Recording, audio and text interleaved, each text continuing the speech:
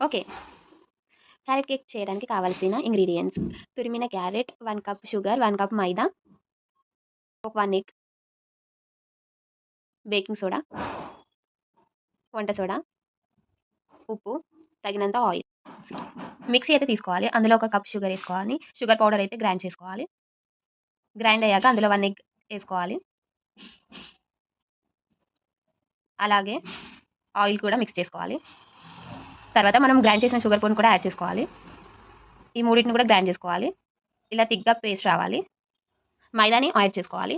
తర్వాత teaspoon baking soda add చేసుకోవాలి.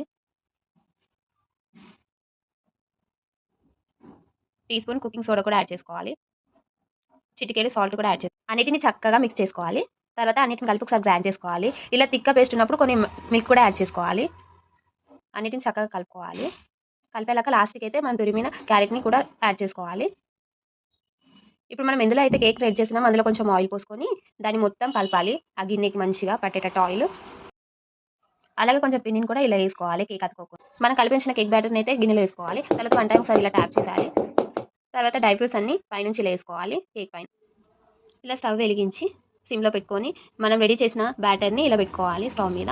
అలా ఒక 35 మినిట్స్ తర్వాత ఓపెన్ చేసి చూస్తే కేక్ రెడీ అవుతుంది. ఇంతే ఎంతో టేస్టీ అయిన carrot cake ready. Like and share and subscribe. Bye friends.